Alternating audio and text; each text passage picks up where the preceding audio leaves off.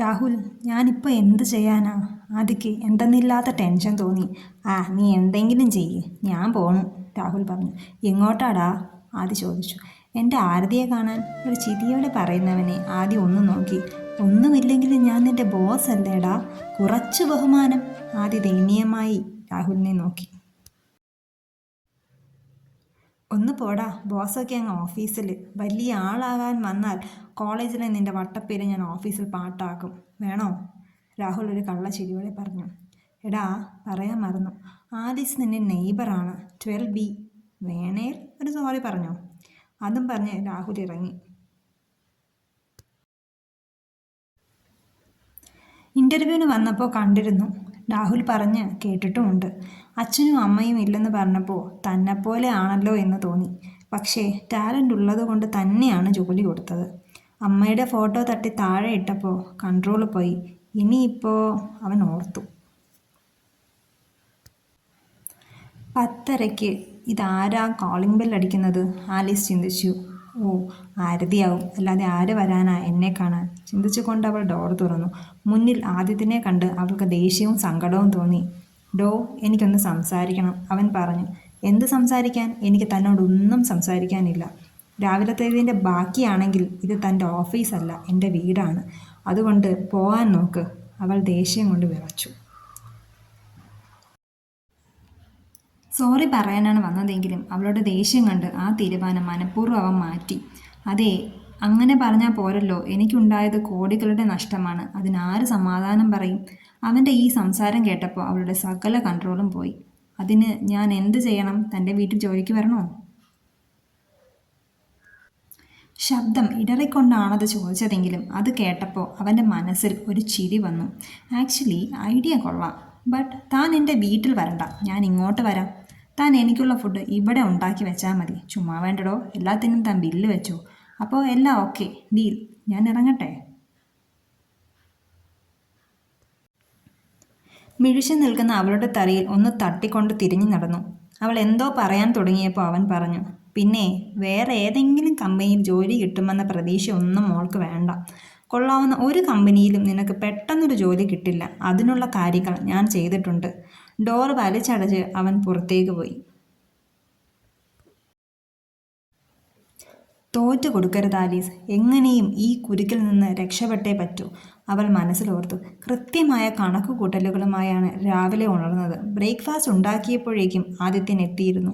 അവൻ എല്ലാം നന്നായി ആസ്വദിച്ചു കഴിച്ചു. തൻ്റെ അമ്മ പോയതിൽ പിന്നെ ഇത്രയും നന്നായി താൻ ആഹാരം കഴിച്ചിട്ടില്ലെന്ന് അവൻ ഓർത്തു. അവൻ്റെ കണ്ണുകൾ അവൻ അറിയാതെ നിറഞ്ഞു. മനസ്സിൽ എന്തോ ഒരിഷ്ടം അവളോട് തോന്നുന്നതായി അവൻ അറിഞ്ഞു. ഒരു താങ്ക്സ് പറയാനായി അവളെ ഒന്ന് നോക്കി. അയ്യോ കുട്ടിച്ചാത്തൻ, അവൻ മനസ്സിലോർത്തു. ഫുഡ് കഴിച്ചു കഴിഞ്ഞപ്പോൾ എന്തോ ഒരു പേപ്പർ അവൾ അവന് നേരെ നീട്ടി. അത് തുറന്നു നോക്കി അവൻ ഒന്ന് ഞെട്ടി. ബ്രേക്ക്ഫാസ്റ്റ് ബില്ല്, അതും 5000 രൂപ. ഇതെന്തോന്നാ കൊച്ചേ, സ്റ്റാർ ഹോട്ടൽ വല്ലതും ആണോ? പിന്നെ ഇതെന്തോന്നായി സർവീസ് ചാർജ്? പിന്നെ ഇയാൾ കഴിക്കുമ്പോൾ ഞാൻ ഇവിടെ കാവൽ നിന്ന് വിളമ്പി തന്നില്ലേ, അത് ഫ്രീ ഓഫ് കോസ്റ്റ് ഒന്നും അല്ല. അവളും വിട്ടുകൊടുത്തില്ല. അയ്യോ വേണ്ടേ കാന്താരി, നിനക്കുള്ളത് ഞാൻ വെച്ചിട്ടുണ്ട്, അവൻ മനസ്സിലോർത്തു. അടുത്ത ദിവസം അവൻ വന്നപ്പോൾ രാഹുലൊപ്പം ഉണ്ടായിരുന്നു. ഇന്നു മുതൽ രാഹുൽ വിളമ്പിത്തരും. തൻ്റെ സർവീസ് ചാർജ് ഇനി വേണ്ട. അവൻ രാഹുലിനെ നോക്കി കണ്ണിറുക്കി. ദിവസങ്ങൾ കഴിഞ്ഞു. പതിയെ അവരുടെ വഴക്ക് കുറഞ്ഞു വന്നു. ഇപ്പോൾ ബില്ലും ഇല്ല, സർവീസ് ചാർജും ഇല്ല. ദിവസങ്ങൾ പെട്ടെന്ന് കടന്നുപോയി. അങ്ങനെ ഇരിക്കുമ്പോഴാണ് അവന് അച്ഛൻ്റെ കോൾ വന്നത്. ആദിത്യ, നീ എന്നാ ഇനി ഇങ്ങോട്ടേക്ക്? ഇനിയും മാറി നിന്നാൽ ശരിയാവില്ല. എത്രയും പെട്ടെന്ന് നീ ഇവിടെ എത്തണം. ഫ്ലൈറ്റ് ഞാൻ റെഡിയാക്കിയിട്ടുണ്ട്. അവൻ്റെ മറുപടിക്ക് നിൽക്കാതെ കോൾ കട്ടായി. അല്ലെങ്കിലും അച്ഛൻ എന്നും അങ്ങനെ തന്നെയാണ്. മറ്റുള്ളവർക്ക് പറയാനുള്ളത് കേൾക്കുകയോ അവരുടെ മനസ്സ് അറിയാൻ ശ്രമിക്കുകയോ ചെയ്യാറില്ല. അച്ഛൻ എന്നും സ്വന്തം തീരുമാനങ്ങളുണ്ട്. അമ്മ മരിച്ച് അധികം കഴിയും മുന്നേ വേറെ കല്യാണം കഴിച്ചതും അതുപോലെ ഒരു തീരുമാനമായിരുന്നു. അതിൽ ഒരു മകനുമുണ്ട്. അതിനുശേഷം അച്ഛനുമായി വലിയ അടുപ്പമൊന്നുമില്ല, അവൻ ഓർത്തു.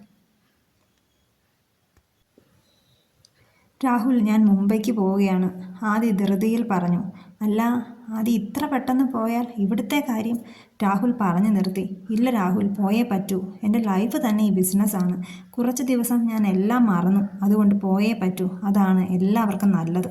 അവൻ എന്തോ ഓർത്തുകൊണ്ട് പറഞ്ഞു. ആദ്യം ഒന്ന് തീരുമാനിച്ചാൽ പിന്നെ ആരെന്തു പറഞ്ഞിട്ടും കാര്യമില്ല. അതറിയാവുന്നത് കൊണ്ട് രാഹുൽ നിർബന്ധിച്ചില്ല. അലീസോ, നിന്റെ കോടികളുടെ ബാധ്യത തീർന്നോ കൊച്ചേ? ആരതിയാണ് ചോദിച്ചത്. ഓ, എനിക്കറിയില്ല, ഞാനിപ്പോൾ അതൊന്നും നോക്കാറില്ല, ആലീസ് പറഞ്ഞു. അതെന്തു പറ്റി? ആരതി ചോദിച്ചു. ആവോ, അറിയില്ലടാ, അങ്ങേര് കഴിക്കുന്നത് കാണുമ്പോൾ തന്നെ മനസ്സ് നിറയും, അവൾ പറഞ്ഞു. എന്താ മോളെ, പ്രേമം വല്ലതും ആണോടി? ആണെങ്കിൽ നേരത്തെ പറയണേ, ആരതി ചിരിച്ചുകൊണ്ട് പറഞ്ഞു. ഒന്ന് പോടി, അവളുടെ ഒരു പ്രേമം, ആലീസ് പറഞ്ഞു. ഓ, അപ്പോൾ ഒന്നുമില്ലല്ലേ? അതാ ഞാനും ഓർത്തത്, അങ്ങേര് പോകാൻ നേരത്താണോ നിനക്ക് പ്രേമിക്കാൻ തോന്നിയെന്ന്, ആരതി പറഞ്ഞു. പോവാനോ? ആര്? എങ്ങോട്ട്? ആലീസ് ചോദിച്ചു. അപ്പോൾ നീ ഒന്നും അറിഞ്ഞില്ലേ? അങ്ങേര് പോവുകടി മുംബൈക്ക്,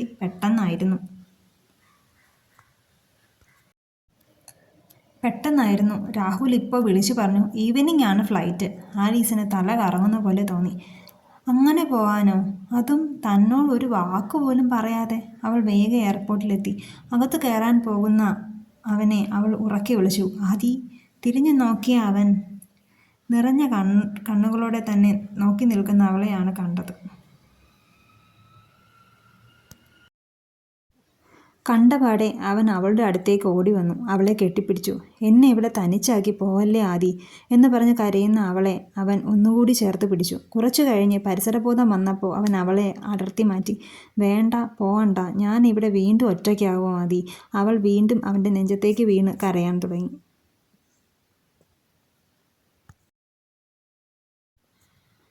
പതിയെ അവളുടെ മുഖം അവൻ കയ്യിലെടുത്തു. നെറുകയിൽ ചുണ്ടുകൾ ചേർക്കുമ്പോഴും കണ്ണുകൾ നിറഞ്ഞൊഴുകിയിരുന്നു. പതിയെ അവളുടെ കണ്ണുകൾ തുടച്ചു. തിരിഞ്ഞു നടക്കുമ്പോൾ താൻ തിരിച്ചു വരുമെന്നോ കാത്തിരിക്കണമെന്നോ പറയാൻ തോന്നിയില്ല. ഫ്ലൈറ്റിലിരിക്കുമ്പോൾ ഹൃദയം വേദനിക്കുമ്പോഴും തനിക്ക് വേണ്ടി കരയാനും ഒരാളുണ്ടല്ലോ എന്നോർത്ത് അവന് സന്തോഷം തോന്നി. ആകെ തളർന്നാണ് ആലീസ് തിരിച്ച് ഫ്ലാറ്റിലേക്ക് പോയത്. ചുറ്റും നടക്കുന്നതൊന്നും അവൾ അറിഞ്ഞിരുന്നില്ല. പെട്ടെന്നാണ് ഒരു വണ്ടിയുടെ നീട്ടിയുള്ള ഹോൺ അവളെ ചിന്തയിൽ നിന്ന് ഉണർത്തിയത്. ആക്സിഡൻ്റായി റോഡിൽ വീണപ്പോഴേക്കും ആലീസ് എന്ന് വിളിച്ചുകൊണ്ട് ഒരു ചെറുപ്പക്കാരൻ ഓടി വന്ന് അവളെ കോരിയെടുത്തു. കണ്ണു തുറന്നപ്പോൾ ഹോസ്പിറ്റലിലായിരുന്നു.